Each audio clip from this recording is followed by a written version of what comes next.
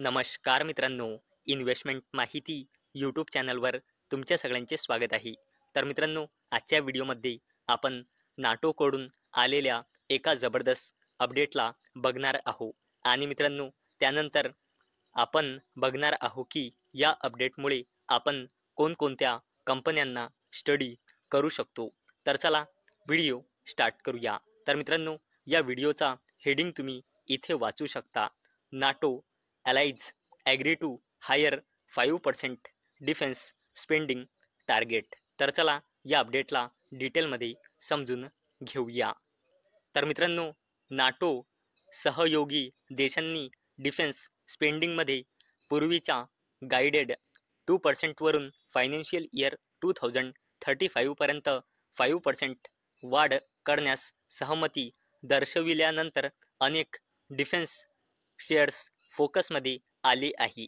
आणि मित्रांनो, स्टेटमेंटमध्ये नाटोने नमूद केले की राष्ट्रांनी GDPच्या 3.5% भाग मुख्य डिफेन्ससाठी समर्पित करण्याचे वचन दिले आहे, ज्यामध्ये कर्मचारी आणि वेपनरी इन्क्लूड आहे. तसेच सायबर सेक्युरिटी, प्रोटेक्टिंग पाईपलाईन्स आणि रोड्स आणि ब्रिज मिलिटरी स्टँडर्डनुसार इम्प्रूव्ह करणे यासारख्या बॉर्डर डिफेन्स गरजांसाठी 1.5% भाग समर्पित करण्याचे कमिटमेंट दिले आहे.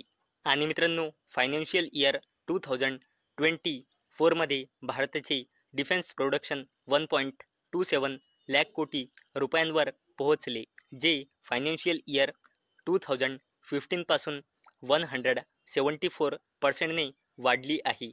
मेक इन इंडिया उपक्रमामुळे आणि डिफेन्स बजेट स्पेंडिंगमध्ये 169% वाढ होऊन फायनान्शियल इयर 2014 मध्ये 2.53 लाख कोटी रुपयांवरून फायनान्शियल इयर 2026 मध्ये 6.81 लाख कोटी रुपयांवर पोहोचली. आयडेक्स आणि समर्थसारखे अनेक उपक्रम AI, सायबर वॉरफेअर आणि इंडिजिनस म्हणजे स्वदेशी वेपन सिस्टीम्समध्ये टेक्नॉलॉजिकल ॲडव्हान्समेंट्सला चालना देत आहे. या व्यतिरिक्त डिफेन्स प्रोडक्शन फायनान्शियल इयर 2025च्या अखेरीस 1.75 लाख कोटी रुपयांपर्यंत आणि फायनान्शियल इयर 2029 पर्यंत 3 लाख कोटी रुपयांपर्यंत पोहोचण्याची अपेक्षा आहे. आणि मित्रांनो, ॲडिशनल म्हणजे या व्यतिरिक्त भारताची डिफेन्स एक्सपोर्ट फायनान्शियल इयर 2025 मध्ये 23,622 कोटी रुपयांच्या रेकॉर्ड हायवर पोहोचली, जी फायनान्शियल इयर 2025च्या 21,083 कोटी रुपयांच्या एक्सपोर्टपेक्षा 12.04% इन्क्रीमेंट दाखवते. भारत आधीच 80 देशांमध्ये एक्सपोर्ट करतो आणि फायनान्शियल इयर 2029 पर्यंत 50,000 कोटी रुपयांच्या गुड्स एक्सपोर्ट करण्याची प्लॅनिंग करत आहे. आणि मित्रांनो, नॉर्थ अटलांटिक ट्रेटी ऑर्गनायझेशन म्हणजे नाटो ही 1954 मध्ये नॉर्थ अमेरिका आणि युरोपमधील देशांची स्थापन केलेली एक मिलिटरी अलायन्स आहे, जी सोव्हिएट युनियन म्हणजे रशिया पासून त्यांच्या मेंबर्सना प्रोटेक्ट करण्यासाठी स्थापन झाली. नाटोची सुरुवात 12 देशांपासून झाली आणि आता नाटोमध्ये 32 देश इन्क्लूड आहे. And the main idea was simple. एका सदस्यावर हल्ला हा सर्वांवर हल्ला आहे. आणि मित्रांनो, याचे कन्क्लुजन जर आपण बघितले तर थोडक्यात डिफेन्स स्पेंडिंगमध्ये सिग्निफिकंट इन्क्रीज करण्याचा नाटोचा हिस्टोरिक डिसिजन अशा वेळी आला आहे, जेव्हा भारताची स्वतःची डिफेन्स प्रोडक्शन आणि डिफेन्स एक्सपोर्ट क्षमता वेगाने वाढत आहे. वाढते स्वदेशी प्रोडक्शन, रेकॉर्ड हाय एक्सपोर्ट आणि इंडियन डिफेन्स टेक्नॉलॉजीवरील वाढत्या ग्लोबल कॉन्फिडन्समुळे इंडियन मॅन्युफॅक्चरर या वाढत्या ग्लोबल डिफेन्स प्रयत्नांचा फायदा घेण्यासाठी वेल पोझिशन मध्ये असतील. आणि मित्रांनो, या अपडेटवरून आपल्याला एक गोष्ट सरळ सरळ समजत आहे की नाटोमध्ये ॲड असलेले देश आपला डिफेन्स बजेट वाढवत आहे.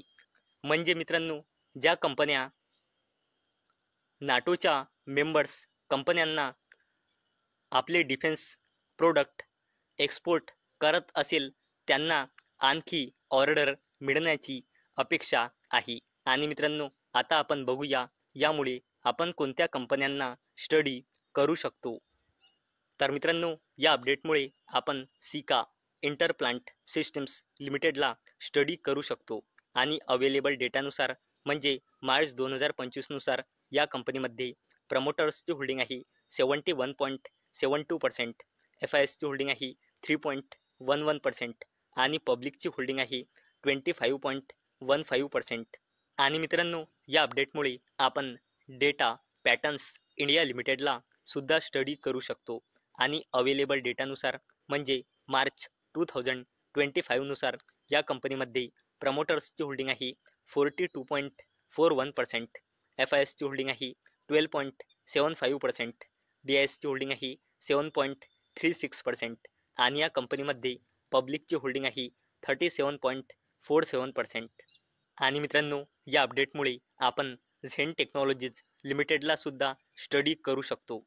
आणि मित्रांनो, अवेलेबल डेटानुसार म्हणजे मार्च 2025 नुसार या कंपनीमध्ये प्रमोटर्सची होल्डिंग आहे 49.05%, FISची होल्डिंग आहे 5.95%, DISची होल्डिंग आहे 9.47% आणि या कंपनीमध्ये पब्लिकची होल्डिंग आहे 35.10%. आणि मित्रांनो, या अपडेटमुळे तुम्ही Paras defence and space technologies लिमिटेडला सुद्धा स्टडी करू शकता. आणि अवेलेबल डेटानुसार म्हणजे मे 2025 नुसार या कंपनीमध्ये प्रमोटर्सची होल्डिंग आहे 53.74%, FISची होल्डिंग आहे 7.28%, DISची होल्डिंग आहे 2.16% आणि या कंपनीमध्ये पब्लिकची होल्डिंग आहे 36.82%. आणि मित्रांनो, या अपडेटमुळे आपण आयडिया फोर्ज टेक्नॉलॉजी लिमिटेडला सुद्धा स्टडी करू शकतो. आणि अवेलेबल डेटानुसार म्हणजे मार्च 2025 नुसार या कंपनीमध्ये प्रमोटर्सची होल्डिंग आहे 29.17%, FISची होल्डिंग आहे 1.56%, DISची होल्डिंग आहे 1.52% आणि या कंपनीमध्ये पब्लिकची होल्डिंग आहे 67.74%. तर मित्रांनो, आजच्या व्हिडिओमध्ये आपण नाटोकडून आलेल्या एका जबरदस्त अपडेटबद्दल बघितले आणि त्या अपडेटमुळे आपण कोणकोणत्या कंपन्या स्टडी करू शकतो हे पण आपण आजच्या व्हिडिओमध्ये बघितले. तर मित्रांनो, मला अपेक्षा आहे हा व्हिडिओ तुम्हाला इन्फॉर्मेटिव्ह वाटला असेल. तर मित्रांनो, जर तुम्हाला हा व्हिडिओ इन्फॉर्मेटिव्ह वाटला असेल तर या व्हिडिओला लाईक करा आणि चॅनलला सबस्क्राईब करा. आणि मित्रांनो, हा व्हिडिओ फक्त आणि फक्त एज्युकेशन पर्पजसाठी बनवलेला आहे. माझ्याकडून काहीही रेकमेंडेशन नाही की तुम्ही या स्टॉक्सना बाय करा, सेल करा किंवा होल्ड करा. तर चला भेटूया नेक्स्ट व्हिडिओमध्ये. तोपर्यंत टाटा, बाय बाय.